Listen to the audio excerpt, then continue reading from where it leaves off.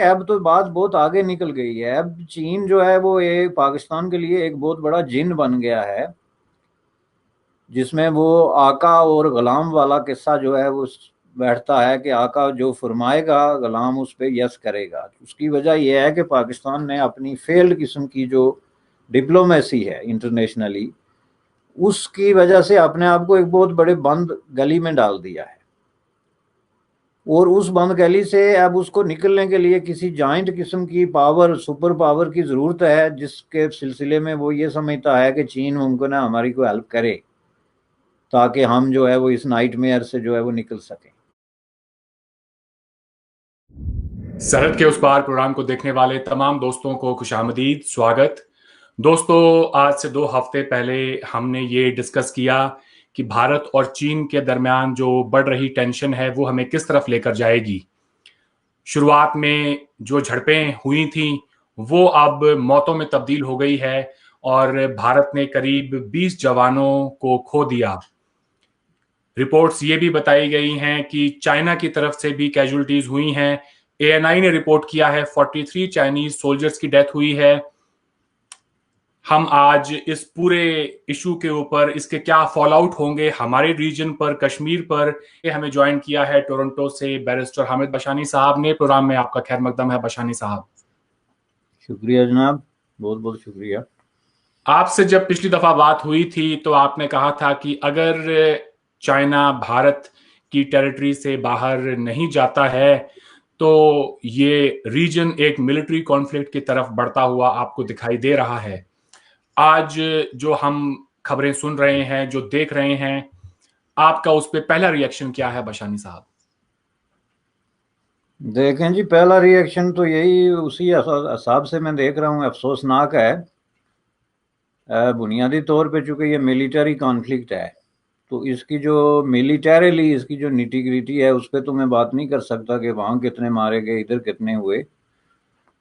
लेकिन बेसिकली जो हमारा एक स्टैंड है उस हवाले से हम देखते हैं कि देखें जी, ये जो कॉन्फ्लिक्ट है बेशक इसका स्केल थोड़ा है, और इसमें एक अच्छी बात यह है कि इन दोनों तरफ जो फौजें हैं वो हथियार इस्तेमाल नहीं कर रहे हैं फ़िलहाल।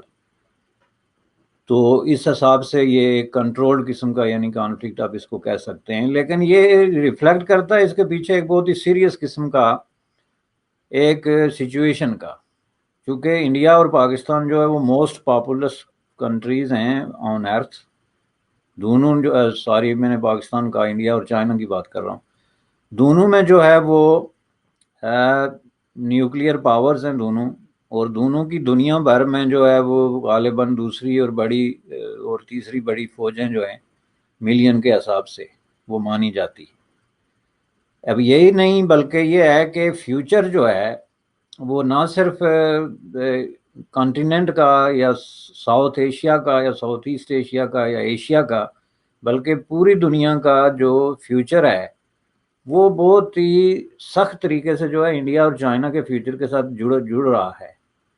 उसकी वजह यह है कि अपकमिंग डेज में, अपकमिंग ईयर्स में, अपकमिंग डेकेड्स में ये मुल्क जो हैं वो इकोनॉमी के हवाले से दुनिया को लीड करेंगे। तो इस हिसाब से मैं क्यों कहता हूँ कि दिस इज़ वेरी डिसअपॉइंटिंग कि वो एक ऐसे ट्रैक पे चले जाएं कि जिसकी वजह से ये सारा जो है डीरेल हो जाए। बात जो मुल्कों की दुश्मनी होती है वो एक, चलें ठीक है, अपनी जगह है, या जो छोटे मोटे दुश्मनी भी ना कह लें, एक कॉन्फ्लिक्ट है, एक टेरिटोरी पे कॉन्फ्लिक्ट है। और टोटल जो चाइना क्लेम कर रहा है वो कोई 90,000 एक तरफ और दूसरा वेस्ट की तरफ कोई 30 to 38,000। तो जाहिर है इतने बड़े मुल्कों के लिए ये इलाका, जिसके अंदर कोई पॉपुलेशन भी काबिल जिक्र नहीं है, वो कोई इतना अहम नहीं है कि उसके लिए वो कोई बहुत बड़ी एक खूनी जंग छेड़ दें। लेकिन अहम क्या है, मैं इसको ज़रा इस नुक्ता नज़र से देखता हूँ कि अहम यह है कि अब ये दोनों जो हैं वो ये समझ रहे हैं कि हमें अपनी जो कुव्वत है उसको शो करना चाहिए। उसकी वजह यह है कि दोनों मुल्कों में इस वक्त मोस्ट पॉपुलिस्ट और नेशनलिस्ट कुव्वतें जो हैं वो बरसरे इक़्तिदार हैं, यानी रूलिंग क्लास में बैठी हैं। रूलिंग एलीट का एक बड़ा हिस्सा जो है वो नेशनलिस्ट है, और कुछ तो बहुत ही नैरो नेशनलिस्ट किस्म के उनके नज़रियात हैं।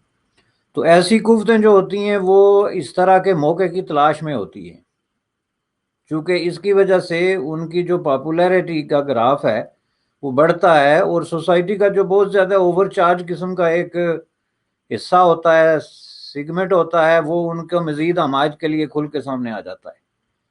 तो इसके साथ हमें इस तरह भी देखना चाहिए कि देखें ये जो क्राइसिस आए हैं, हमारे जो कोरोना क्राइसिस हैं, इससे निकलने के दो तरीके हैं ना। एक तो ये है कि इंटरनेशनल कम्युनिटी सर जोड़ के बैठे और 100% कोऑपरेशन करके तो एक दूसरे को पुल आउट करे इस दलदल से, जो कि एक बहुत ही मुनासिब और मैं समझता हूँ कि वाहिद रास्ता है अगर गहराई से सोचा जाए।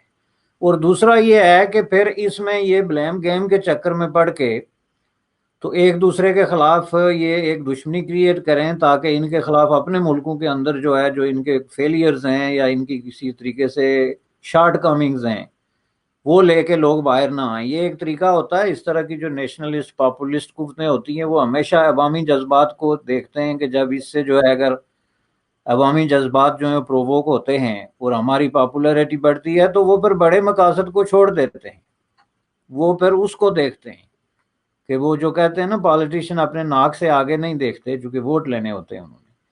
तो ये सिचुएशन चाइना में, वोट तो उन्होंने नहीं लेने, लेकिन बगैर वोट लिए भी चाइना जो है वो बहुत ज्यादा हाई रिस्क पे बैठा हुआ है, इसलिए कि चाइना के अंदर जिस तरह का सिस्टम प्रीवेल कर रहा है, उनको ज्यादा थ्रेट है कि किसी वक्त भी कोई इस तरह का जज्बाती या इश्तियाल अंगेज चीज जो है वो लोगों को प्रोवोक करके सड़क पे ले आ सकता है, जैसे कि माजी में होता रहा कि छोटे छोटे वाकयात पे लोग लाखों की तादाद में बाहर निकल गए थे। इसमें जो मुझे पॉइंट नजर आता है वो ये है बुनियादी तौर पे कि ऐसा ना हो कि ये इस रास्ते पे चलें, ताकि जो ये जो कोरोना की वजह से इकोनॉमी खराब हो गई, और जाहिर है जो इंडिकेटर्स दिखा रहे हैं या जो इकोनॉमिस्ट जो हैं वो बता रहे हैं कि आइंदा 2-4 सालों में जो है ये बड़ी सख्त किस्म की एक प्रॉब्लम आएगा। ग्रोथ रेट जो है वो इवन नेगेटिव तक जा सकता है। जहां इंडिया और चाइना में 5 से 11% तक की पॉजिटिव थी, वहां पे अगर नेगेटिव पे जाता है तो जाहिर है एक बहुत बड़ा झटका है। तो इससे ज़रा अवाम की तवज्जो हटाने के लिए अगर ये इसको यूज़ करते हैं तो ये अलग बात है कि ठीक है, लेकिन मैं समझता हूँ कि this is not the right time to do something like this. जहाँ तक इस तकाजे का ताल्लुक है तो जनाब ये इंडिया और चाइना जो है उसका एक पुराना तकाजा है। एक जंग भी हो चुकी है, छोटी मोटी कहीं झड़पें भी होती रही हैं, वो सारा प्रोसेस जो है अगर सामने रखा जाए तो उसमें से तो स्वाय 62 की वार के बाकी यही था कि चलें एक झड़प हो गई, कुछ उधर मर गए कुछ इधर। होपफुली ऐसा ही होगा, चूंकि देखें none of them is a loser. इसमें प्रॉब्लम क्या होता है कि दो मुल्कों के दरमियान जब कोई कॉन्फ्लिक्ट होता है तो अगर जो लूजर मुल्क के साथ आपका वास्ता पड़ा हो तो दैट कैन एस्केलेट। ये दोनों मुल्क जो है इनको रियलाइज करना चाहिए कि they are the winners. Peoples republic of China जो है वो यूनाइटेड नेशन की सिक्योरिटी काउंसिल का परमानेंट मेंबर है। इंडिया आज वहाँ विदाउट कंपटीशन जो है उसको सीट मिल गई है, जो गैर मुस्तकिल जो नॉन परमानेंट मेंबरान की। तो आप के सामने ये इंटरनेशनल पॉलिटिक्स में एक समझ लें कि स्पेस है, आपके सामने इंटरनेशनल इकोनॉमिक जो स्पेस है वो बहुत बड़े पैमाने पे मौजूद है। ये कोरोना के बाद के जो क्राइसिस आएंगे इसमें एक पॉजिटिवली इतनी बड़ी पॉपुलेशन जो हैं वो अपना प्रोडक्टिव इनपुट देती हैं, फैक्ट्रियां चलाते हैं, खेत आबाद करते हैं, तो ये काम करते हैं। तो मैं समझता हूँ कि दुनिया एक बार फिर जो है वो एक ज़बरदस्त रास्ते पे चली जा सकती है। इसलिए मैं इसको एक अनफॉर्चुनेट चीज़ समझता हूँ, लेकिन मेरा ये राय ये है कि ये ज़्यादा एस्केलेट नहीं करेगा, जी। क्योंकि उसकी वजह यही मैं देख रहा हूँ कि उनके पास से वो कोई इतने लूजर भी नहीं है कि उठ के लड़ना शुरू हो जाए। मैं जब इंडियन न्यूज़ चैनल्स के ऊपर हमारे मिलिट्री एक्सपर्ट्स को सुनता हूं तो एक आम राय उन सब के बीच में मुझे ये नज़र आती है कि चाइना हिंदुस्तान की टेरिटरी में घुसकर आ गया है। जब तक कि वो वहां से अपनी फोर्सेस को विड्रॉ नहीं करता, इंडिया के पास में ज़्यादा ऑप्शंस है नहीं। तो 60 सालों में जो कॉन्फ्लिक्ट था चाइना के साथ, उस दौरान और आज में जो फ़र्क है वो ये है कि पिछले 60 सालों में हुकूमत हिंदुस्तान ने कभी भी उस LAC के इलाके के अंदर रोड्स नहीं बनाई थी। वहां पर अपना प्रॉपर इंफ्रास्ट्रक्चर सेटअप नहीं किया था। ये जो हमने लास्ट वीक 2 हफ्ते पहले प्रोग्राम किया था उसमें भी ये बात डिस्कस हुई थी कि इंडिया की जो DSDBO रोड है जो कि शोक नदी के पैरेलल जाती है और वो दौलत बेग ओल्डी सेक्टर तक, वहां से उससे आगे काराकोरम पास स्टार्ट हो जाता है। तो ये पूरे के पूरे उस खित्ते को एक इंडिया का मेन सप्लाई रूट है।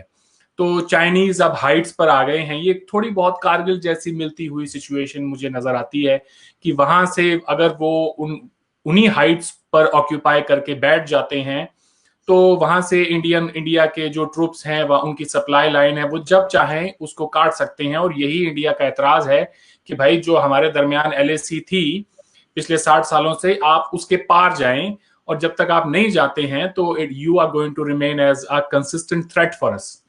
तो अगर चाइनीज विड्रॉ नहीं करते हैं इंडियन टेरिटरी से, आपको क्या लगता है इंडिया के पास क्या ऑप्शन रह जाता है? देखिए, उसमें तो पॉलिटिकली स्पीकिंग तो जाहिर ऑप्शन सवाए जंग के रहता नहीं। बेशक वो जंग उसी वादी तक या उन्हीं इलाकों तक ही महदूद हो, क्योंकि उसकी वजह यह है कि इसमें पॉलिटिशियंस का प्रॉब्लम हो जाता है कि जब उन्होंने अगर, क्योंकि ये तो आपका मिलिटरी इंफॉर्मेशन इनपुट है, तो इसको कोई मिलिटरी माइंड ही एनालाइज कर सकता है। लेकिन जो मुझे नज़र आता है एज ए एनालिस्ट के, जर्नल एनालिस्ट के, वो ये है कि ये तो डेफिनेटली बहुत बड़ा चैलेंज बन जाता है किसी भी रूलिंग क्लास के लिए कि ये बात आम हो जाए कि उसकी टेरिटोरी पे किसी ने कब्जा कर लिया और वो खामोश होकर बैठ जाए, क्योंकि उसमें फिर वो जो है ना उनकी सारा मामला जो है सियासी तौर पे ख़त्म हो जाता है। तो इस हिसाब से अगर इंडियन ओपिनियन ये है कि वाकई उन्होंने ले लिया और ऊपर से वो जो है वो फौजी भी मार रहे हैं, तो फिर तो उनके पास कोई चारा नहीं कि या तो इसको एज ए पैकेज नेगोशिएट कर रहे हैं वंस एंड फॉर एवर, ठीक है, तो या फिर ये है कि इस पे वो एक महदूद सतह की लड़ाई लड़ लें। ये जो 90,000 या ये इलाका है इधर उधर जो भी 40-50 हज़ार डिस्प्यूट है, उस पे अंदर जो है वो एक लड़ाई लड़के तो उसमें जो आगे होगा पीछे होगा। लेकिन देखें, जंग का प्रॉब्लम ये होता है कि जंग बाज़ औक़ात आपके कंट्रोल में नहीं रहती। ये कोई ऐसी चीज़ नहीं है कि ये ऑलवेज जो है you can do it in A limited territory और लिमिटेड जगह पे। ये कई दफ़ा आपके हाथ से निकलती है। यूरोप में ये जो जंगें हुई हैं जिसमें लाखों के हिसाब से लोग मारे गए, बल्कि पहली दूसरी बड़ी जंग अजीम जो इंटरनेशनली हुई हैं उसमें भी यही बात थी कि स्टार्ट करते वक्त को किसी के जहन में नहीं था कि ये इतने दूर तक जाएगी। तो वो फिर जो लोग ताकत में आगे बढ़ना शुरू हो जाते हैं उन्होंने फिर किसी की बात सुननी नहीं होती। तो इसलिए ये ऑप्शन जो है is not a good option, although it could be inevitable. जी, कल रात प्राइम मिनिस्टर मोदी ने जो स्टेटमेंट दी है उस पर गौर फरमाने वाली बात यह है कि हमें मजबूर ना करे चाइना एक्शन लेने के ऊपर। हम एक अमन पसंद मुल्क हैं, लेकिन अगर हमें उकसाया गया तो फिर हम पीछे नहीं हटेंगे। आज इस बात पर जब बहुत सारे लोगों की मैंने उनके रिएक्शन सुने तो काफ़ी सारे लोगों का ये कहना है कि इंडिया के पास ज़्यादा चॉइसेस नहीं है। अगर चाइना वहाँ से हटता नहीं है पीछे और अपनी एक्चुअल पोजीशन पर जहाँ पर वो पिछले 60 साल से थे वहाँ नहीं जाता है, तो India does not have any other option other than exercising a military conflict. खैर, ये तो वो बातें हुई, इस पर कभी बात करेंगे। जनरल शर्मा को दोबारा बुलाएंगे, जी वो ज्यादा तफसील से बात करें तो बेहतर होगा। मैं चाहता हूं इसका जो फॉल आउट है इस पूरे इशू का, हम उसकी तरफ ध्यान दें। जम्मू और कश्मीर रियासत जो थी जिसका आप भी एक हिस्सा हैं, मैं आपसे ये जानना चाहता हूं कि कश्मीर की जो आवाम है, भारत के 20 जवान मारे गए, इसके ऊपर उनका जो रिएक्शन सोशल मीडिया पर मुझे नजर आ रहा है, अखबार चाहे हिंदुस्तान का हो, पाकिस्तान का हो, कश्मीर का हो, जो भी जहां पर भी कोई न्यूज़ पब्लिश कर रहा है वहां पर कश्मीरियों की तरफ से एक खुशी का इजहार हो रहा है। अनफॉर्चुनेट है तो बहुत ज्यादा, मगर जो सच है वही मैं आपको बयान कर रहा हूं।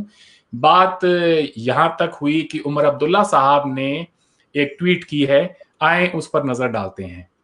उमर अब्दुल्ला साहब ने कहा, those Kashmiris tempted to look towards China as some sort of savior need only Google the plight of Uyghur Muslims. Be careful what you wish for. आप उमर अब्दुल्ला साहब की इस ट्वीट क्या मतलब निकालते हैं? देखें जी, दोनों बातें हैं। जो पहली बात है ना कि कश्मीरी जो रिएक्शन देते हैं, वो जो है वो खुशी का रिएक्शन है। तो इस बात को भी ज़रा मैं समझता हूँ कि गहराई से देख लेना चाहिए कि जब आप कहते हैं कश्मीरी तो उससे क्या मुराद है। उससे मुराद जो है क्या कश्मीर के जो अवाम हैं, और कश्मीरी जो आप लफ्ज़ यूज़ करते हैं ये यूज़ होता है रियासत जम्मू एंड कश्मीर के लिए। तो रियासत जम्मू एंड कश्मीर को जम्मू, लद्दाख ये सारे मिला के देखना चाहिए, गलगित बल्तिस्तान से लेके आज़ाद कश्मीर से लेके सारे इलाके। तो उसमें से अगर एक ग्रुप ऑफ पीपल जो है, जो कि मिलिटरीली इस वक्त इंडिया के खिलाफ लड़ रहा है, या बंच ऑफ मिलिटेंट्स हैं या उनके बैकर्स हैं, और वो इस तरह की मौक़ों पे जो है वो कोई छोटा मोटा जुलूस निकाल देते हैं या नारा लगा देते हैं, तो they are not speaking for the people of Kashmir and they are not representing them. ये एक बड़ी गलतफहमी हमेशा पेश की जाती है। कश्मीरी अवाम जिसको आप कहते हैं उसका 95% सेगमेंट जो है दे आर पैसिफिस्ट, और वो बहुत ही अमन पसंद लोग हैं, और उनके खिलाफ कोई, वो इंडिया के खिलाफ या पाकिस्तान के खिलाफ उनको जश्न बनाने की या कोई इस तरह की कोई ज़रूरत ही नहीं है, और ना वो ऐसे करते। ये बात क्लियर है। लेकिन ये चीज़ जब आप एक ऐसी सिचुएशन में जहाँ पे एक एनार्की है या मिलिटेंसी है, तो वहाँ पे कुछ एक्टिविस्ट ग्रुप जो हैं वो अपने आप को पूरी पॉपुलेशन का जो है वो बना के पेश करते हैं representative, which is not true. इसलिए अब इसको लफ्ज़ को हमें चाहिए कि हम इसको ज़रा कहें कि एक group of people is celebrating. ठीक है। तो दैट ग्रुप ऑफ पीपल जो कर रहा है उसको भी इसका हक नहीं पहुंचता लीगली, एथिकली और पॉलिटिकली। ये मैं आपको बता दूं, क्योंकि इंडिया के साथ जो उनका झगड़ा है वो बुनियादी तौर पे अपने हुकूक और मफादात का झगड़ा है, कि हमारे ये मफादात ज़र्ब लगी है या ये हुकूक सलब हुए हैं। तो उसमें जो है वो अगर किसी तीसरी कुव्वत के साथ कोई इंडिया की तसादम में कोई जान ज़ाया होती है, तो उस पर जश्न बनाना जो है इसकी कोई तोक नहीं बनती। ये यानी इंसानी बुनियादों पे कोई जायज़ काम नहीं है। हम लोग जो आज़ादी की बात करते हैं और हम समझते हैं कि हम बड़े अजीम लोग हैं, हम बड़े ह्यूमैनिटेरियनली जो है वो चीज़ों को देखते हैं, हम बड़े इंसाफ पसंद हैं, तो हमें फिर पूरी दुनिया के साथ इंसाफ करना चाहिए ना। उसमें इंसाफ फिर सब पे अप्लाई होता है ना, वरना तो ये समझ लें कि एक अंधा किस्म का इंसाफ है जो सिर्फ आपको अपने ऊपर जो है वो नजर आता है। जहां तक इस पे जो है उमर साहब का ट्वीट है, तो वो तो टोटली गलत है, इज वेरी डिसअपॉइंटिंग। बल्कि मैं ये कहूंगा कि this is very very disturbing. Let me tell you why. चूंकि उन्होंने मिसाल ये दी कि जो कश्मीरी इस पे जश्न बना रहे हैं, वो जो उगैर जो मुस्लिम में है, क्या नाम है उनका, मुस्लिम्स, हाँ जी, शिनजियांग में। चाइना के, ये उनका अशर देख लें।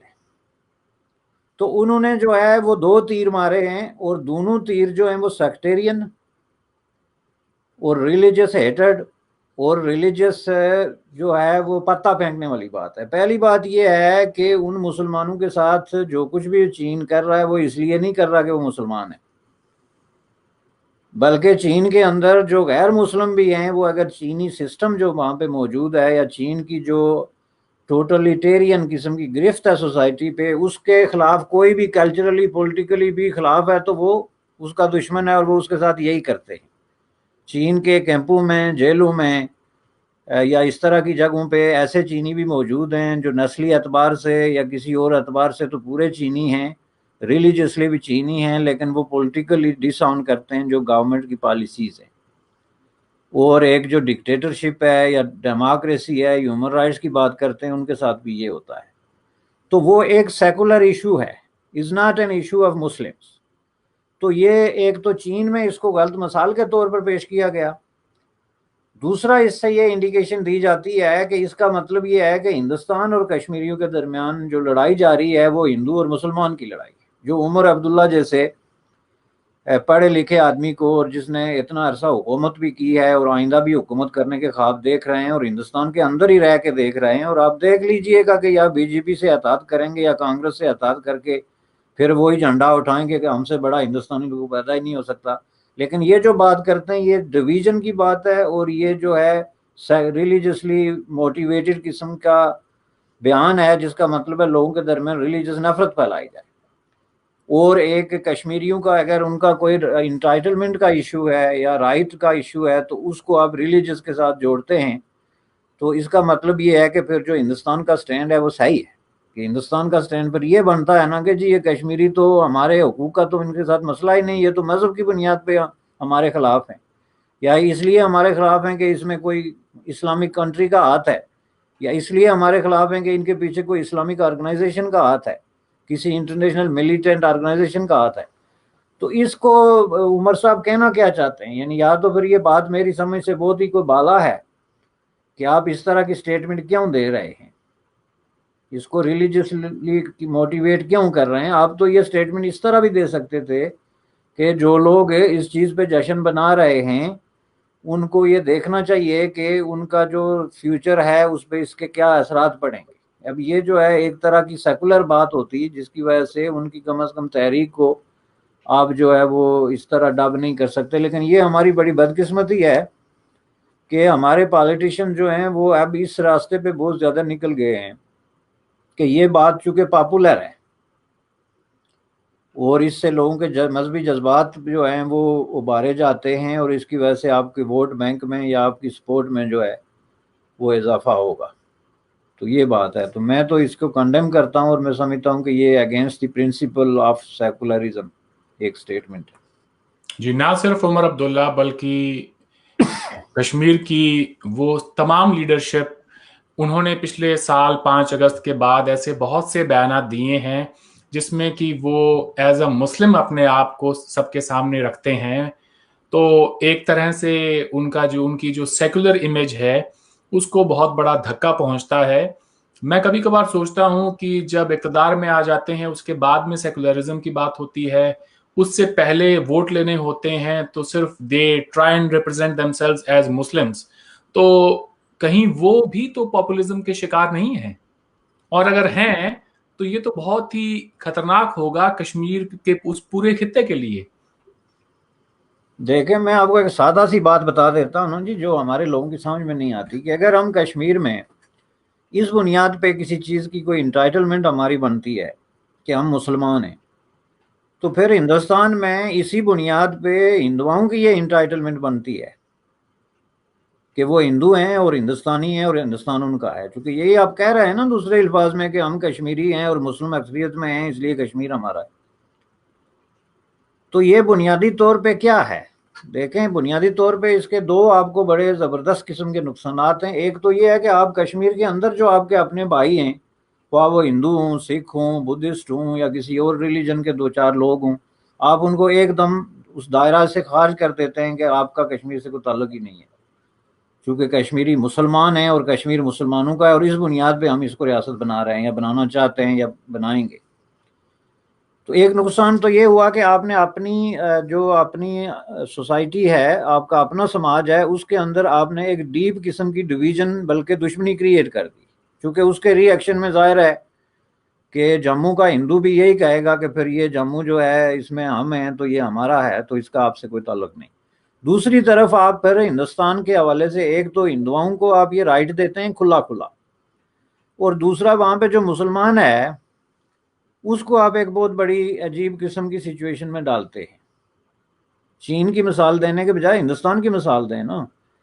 तो हिंदुस्तान के अंदर तो मुसलमानों की एक बहुत बड़ी तादाद तो है, करोड़ों की तादाद में, तो फिर आप उनको क्या मशवरा देते हैं? ये तो फिर वही 1947 वाली बात आ जाएगी कि कायदे आज़म मोहम्मद अली जिन्ना ने जो है वो अगस्त में जब तैयारी की थी इधर आने की 10-11 अगस्त में, तो उन्होंने इधर उधर दिल्ली में और जहाँ जहाँ दौरे किए थे तो मुसलमानों को मशवरे देते थे कि आज के बाद आप हिंदुस्तान के वफादार हैं। यानी आज तक आप हमारे वफादार थे कि जो मुसलमान है मुस्लिम लीग में शामिल हो, लेकिन चूंकि हमारा काम निकल गया तो इसलिए आपकी वफादारी एकदम 90 डिग्री के जाविये पे बदलेगी और आप आज के बाद हिंदुस्तान के वफादार हैं। तो ये जो है दिस इज ए कॉम्प्लेक्स जो लोगों को कंफ्यूज करता है, तो ज़्यादात हैं हमारी सोच के अंदर, और इस वजह से कश्मीर का जो हालत हुई है आज जिस हालत तक पहुंची है कश्मीर, उसकी वजह ही जो है वो यही थी कि उनके अंदर अगर ये कंफ्यूजन ना होता तो लेट मी टेल यू कि वहाँ पे इतनी रियासतें हैं जो कि ऑटोनोमस हैं, जिनके अंदर 370 है, 371 है, ये नॉर्थ ईस्ट की सारी रियासतें मिला के, तो वहाँ पे जो है इंडियन गवर्नमेंट ने उन पे क्यों नहीं अटैक की, उनको क्यों नहीं उनकी तारीख और जोग्राफिया बदला। हालांकि वहाँ ऐसी भी रास्ते भी हैं जिनमें कुछ मिलिटेंसी भी इनसे ज़्यादा है। लेकिन असल बात क्या थी कि एक रुझान की बात है कि जब आप खुद ही जो है वो इस्लाम का ढोल पीटना शुरू हो जाएं और ये कहें कि जी इसके बगैर हमारा तो काम ही नहीं हो सकता जी, कि हमें जो है वो ये इलाका लेना है और इसमें पाकिस्तान में शामिल करना है या इस्लाम में शामिल करना है, तो डेफिनेटली फिर उसका रिएक्शन भी उसी स्केल पे होगा। तो मैं समझता हूँ कि अब कम अज कम हमें इससे जो है वो सबक सीखना चाहिए। जी, अगर भारत और चीन के दरमियान कोई कॉन्फ्लिक्ट होता है तो आप क्या समझते हैं बशानी साहब, उसका कश्मीर पे क्या असर होगा? पहली बात यह है जनाब कि ये जो कॉन्फ्लिक्ट है इसका पॉलिटिकली या एथिकली हर दो हवाले से कश्मीर जो है ना उस पर बहुत बड़ा असर इसलिए पड़ता है कि ये जो टेरिटोरी जो जिस पे ये बात हो रही है वो रियासत जम्मू कश्मीर का हिस्सा है, और इस पे दोनों को इत्फाक है, इंडिया को भी और चीन को भी। चीन की अब सारी डॉक्यूमेंटेशन में देखें वो इसको मानते हैं कि ये state of Jammu and Kashmir का हिस्सा थे। इंडिया भी इस पे क्लियर है, ऑल दो के स्टेट इंडिया ने ख़त्म कर दी, अब ये यूनियन टेरिटोरी है, लेकिन हिस्ट्री की जब बात होगी तो ज़ाहिर स्टेट ऑफ जम्मू कश्मीर के इलाके थे ये। पहले बिल्कुल। मैंने किसी प्रोग्राम में बात की थी कि कहाँ कहाँ इसकी डॉक्यूमेंटेशन है। तो इस हिसाब से अगर ये इंडिया पाकिस्तान चीन से ले लेता है या चीन इंडिया से ले लेता है तो दोनों सूरतों में कश्मीरियों को इसका कोई उस तरीके से फ़ायदा नहीं हो रहा जैसा वो सोच रहे हैं, क्योंकि वो तो क्लेम कर रहे हैं दोनों टेरिटोरीज को अपनी टेरिटोरी, वो कोई इसको क्लेम इसलिए नहीं कर रहा है कि ये हम लेके कश्मीरियों को दे देंगे। ऑल दो के चीन ने एक डॉक्यूमेंट में लिखा है कि अगर कश्मीर इशू हल हो जाता है तो हम इसको रीनेगोशिएट कर सकते हैं इन इलाकों को, लेकिन वो फ्यूचर की बात है। तो मैं समझता हूँ कि इससे जो है वो कश्मीरियों को कोई फायदा है नहीं, चूंकि कश्मीरी इसमें उनका कोई रोल नहीं है, ये एक मिलिट्री कॉन्फ्लिक्ट है एक। दूसरा, अगर इसको किसी डिप्लोमेटिक तरीके से तय किया जाए तो उसमें भी कश्मीरियों को पार्टी बना नहीं रहा है कि भाई आप भी बैठ के नेगोशिएट करें कि लद्दाख का ये वादी जो है उधर जाए या इधर जाए। जाहिर है वो तो गवर्नमेंट ऑफ इंडिया और गवर्नमेंट ऑफ चाइना के दरमियान होगा। मैं जो इसको देखता हूँ ना, मैं समझता हूँ कि कश्मीरी लोगों को थोड़ी सी संजीदगी का मुजाहरा करना चाहिए और ऐसे मौकों पे जो होती है ना गुडविल, उसको क्रिएट करना चाहिए कि अगर उनके अंदर इतना दर्द और दुख है उनको कि वो कोई कुछ इंडिया के हक में या चीन के खिलाफ बात नहीं कर सकते तो कम से कम खामोश तो रह सकते हैं ना। क्योंकि उसका ये है कि उसमें ये उनको दुश्मन नहीं समझा जाएगा। अपने कोई भी बंदा जो है आपसे जो हक मांगता है जरूरी नहीं कि वो आपका दुश्मन है। आपका जो है वो बेटा, आपकी बेटी भी आपसे कोई हक मांग सकती है जो उनका जायज हक है, लेकिन इसका मतलब ये नहीं कि हर हक मांगने वाला आपका दुश्मन हो गया। तो कश्मीरी क्या ये समझते हैं कि वो इंडिया से सिर्फ उसका दुश्मन बन के ही हक ले सकते हैं? मैं तो दोनों तरफ से, मैं जो इधर है हमारे आज़ाद कश्मीर के लोग, वहाँ भी ये एक सोच तो मौजूद है एक बड़े पैमाने पे कि हम पाकिस्तान के खिलाफ लड़के या बात करके या जिस तरह भी नारे लगा के तो हम अपना हक ले सकते हैं। तो उस पर भी मैं ये बात करता रहता हूँ कि आप ज़रूरी नहीं है कि इंडिया को या पाकिस्तान को गाली दे के ही अपना हक लें। ये जिस ज़माने में हम जिंदा हैं, ये जो है एक डेमोक्रेटिक दौर है, सिविलाइज दौर है। आल दो के कुछ ऐसी हरकत बीच में हो रही हैं या ऐसे कुछ सोचें पैदा हो रही हैं जो कि बहुत ही नापसंदीदा हैं, लेकिन इसमें जो है वो जदोजहद के जो पीसफुल और पोलाइट तरीके हैं वो उससे ज़्यादा बेहतर रिजल्ट निकल सकता है। आप नेगोशिएट करें, आप डायलॉग करें, आप लॉबी करें, आप लोगों को अपनी बात समझाएं कि भाई जो बात हम कर रहे हैं इसमें कोई कानूनी बात नहीं, इसमें कोई एजेंटी की या दुश्मनी की बात नहीं है, ये हमारा हक है, ये इलाका हमारा है, इसके मालक हम हैं, इस पे हुकूमत करने का हक हमारा है, इसके वसाइल डिस्ट्रीब्यूट करने का हक, इस पे जो है वो कोई चीज़ कैसे बनेगी कैसे चलेगी, ये ज़ाहिर है ये एक यूनिवर्सली एक्सेप्टेड चीज़ है। तो इस हवाले से मैं समझता हूँ कि कश्मीरियों को अगर ये सोच पैदा नहीं होगी, और जाहिर है जिसके आसार वहाँ पे बहुत कम नज़र आते हैं, चूँकि अभी रिसेंटली मैंने देखा है कि वहाँ मिलिटेंसी जो है वो अभी जो कल वहाँ पे प्रेस कॉन्फ्रेंस की थी पुलिस चीफ ने कि कुछ मिलिटेंट पकड़े गए जिनसे जो है वो बहुत बड़ी तादाद में करेंसी पकड़ी गई, जो कि वो सारी मंशियात जो है ड्रग्स स्मगल करके तो पूरे इंडिया में बेचते थे और उसकी जो फाइनेंसिंग है उससे मिलिटेंसी को फाइनेंस करते हैं। अब इस दौर में जो ये तालिबान टाइप ख्याल रखता है बंदा कि मैं ड्रग बेच के पैसे बनाऊंगा और वो पैसे दे के बच्चों को मरवाऊंगा तो मेरा मुल्क आज़ाद हो जाएगा, तो he is a big loser. उसकी तरफ अगर कोई कश्मीरी पॉजिटिवली देखता है तो मैं समझता हूँ कि वो कश्मीरी जो है वो अपनी सैनिटी जो है वो खो चुका है। अब ये वक्त आ गया है कि कश्मीर का आम आदमी बोले कि भाई हम्म। कोई जरूरत नहीं हमारे तुम्हारे ड्रग के पैसों से आज़ादी लेने की। आज़ादी लेनी है तो इधर आओ, यहाँ के खेतों में और खलियानों में बैठ के हमारे साथ जदोजहद करो, जमहूरी हुकूक मांगो, जो कि पूरी दुनिया में हुए। जी, बहुत खूबसूरत आपने बात कही। एक आखिरी सवाल मैं आपसे पूछना चाहता हूं बशानी साहब, इसी पूरे एपिसोड से जुड़ा हुआ है। शाह महमूद कुरैशी साहब ने भारत को अग्रेसर लेबल किया है और ये कहा है कि भारत अपने बॉर्डर्स को लांघ के चीन की तरफ जा रहा है। तो इसका मतलब तो ये हुआ कि अक्साई चिन का वो पूरा हिस्सा और इस एलएसी के आसपास जो भी टेरिटरी है, पाकिस्तान इस बात को कबूल कर रहा है कि वो चाइना को बिलोंग करती है। क्या ये अपने आप में ही एक खुला तजाद नहीं? वो तो ये कहने की कोशिश कर रहे हैं कि जम्मू कश्मीर का एक बहुत बड़ा हिस्सा, इसमें एक थर्ड पार्टनर भी है और ये जमीन उसकी है। उनके हिसाब से तो फिर यही मतलब बनता है। बिल्कुल यही बनता है जी। जो शाह महमूद साहब की बात पे तो आदमी सिर्फ हंस सकता है, और उनकी इस तरह का कोई भी बयान जो है ना उसका जवाब हंसी है। लेकिन मैं सीरियसली इसका जवाब दे देता हूँ आपको। देखें, पहली बात यह है कि चाइना के साथ पाकिस्तान का जो मायदा हुआ था, ये बॉर्डर डिस्प्यूट 60s में, उसमें सबको पता है इंक्लूडिंग पाकिस्तान के ऑफिशियल डॉक्यूमेंटेशन में और पाकिस्तान के जो क्रेडिबल पॉलिटिशियंस हैं या दानश्वर हैं उनकी राइटिंग्स और सेइंग में, कि चाइना को एक बहुत बड़ा चंक जो है मिला था उस वक्त बॉर्डर पे, जो कि state of Jammu and Kashmir का हिस्सा था और हिस्सा है अगर स्टेट किसी वक्त भी रिवाइव होती है तो। वो उन्होंने चाइना को उस वक्त उठा के दिया चूंकि उन्होंने बारगेनिंग की थी, और उस बारगेनिंग में और चीज़ों के अलावा गिलगित बल्तिस्तान मसलन, जो कि ज़ाहिर state of Jammu and Kashmir का हिस्सा था, वो इनको मिल गया 28,000 स्क्वायर माइल। तो ये क्या है? बंदर बांट, इसको कहते हैं बंदर बांट। और इसी पे वही मुहावरा दोबारा लगता है कि अंधा बांटे रेवड़ी और अपने अपने को दे। एक इलाका आपका है ही नहीं भाई, आप दोनों मानते हैं कि this is a disputed territory, दोनों का इंटरनेशनल जाके फोरम्स पे यही तकरीरें हैं और डॉक्यूमेंटेशन है जी कि state of Jammu and Kashmir disputed है, तो फिर आपको किसने हक दिया कि आप आपस में बांटते रहें? अब वो उन्होंने उस वक्त बांटा था। अब बात यह है कि अब तो बात बहुत आगे निकल गई है। अब चीन जो है वो एक पाकिस्तान के लिए एक बहुत बड़ा जिन बन गया है, जिसमें वो आका और गुलाम वाला किस्सा जो है वो बैठता है कि आका जो फरमाएगा गुलाम उस पर यस करेगा। उसकी वजह यह है कि पाकिस्तान ने अपनी फेल्ड किस्म की जो डिप्लोमेसी है इंटरनेशनली, उसकी वजह से अपने आप को एक बहुत बड़े बंद गली में डाल दिया है, और उस बंद गली से अब उसको निकलने के लिए किसी जॉइंट किस्म की पावर, सुपर पावर की ज़रूरत है, जिसके सिलसिले में वो ये समझता है कि चीन मुमकिन है हमारी कोई हेल्प करे ताकि हम जो है वो इस नाइटमेयर से जो है वो निकल सकें।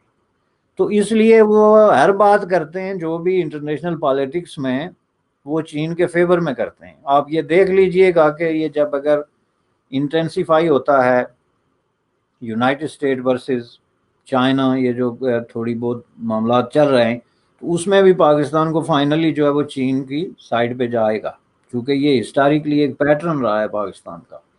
जिस तरह के सोवियत यूनियन के खिलाफ हमेशा अमेरिकी जो भी उनको मिलता था किसी भी उसका नुकसान है, यहाँ तक कि एक दफ़ा उनको धमकी मिल गई थी कि आपको नक्शे से ही हम मिटा देंगे सोवियत यूनियन की तरफ से। लेकिन इसके बावजूद चूंकि पाकिस्तान में हुक्मरान तबकात का प्रॉब्लम ये है कि वो अवाम के खिलाफ इंटरनेशनल जो साम्राज्य कुफ्ते हैं उनके साथ दोस्ती करके और उनके बल्कि गोद में बैठ के तो अपने आप को प्रोटेक्ट फील करते हैं।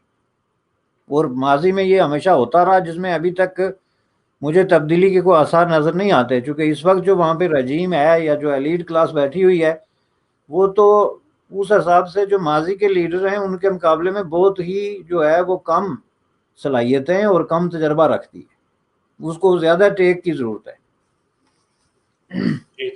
आज आपने वक्त दिया बशानी साहब, इसके लिए आपका बहुत बहुत शुक्रिया। आपसे फिर बात होगी। Thank you so much.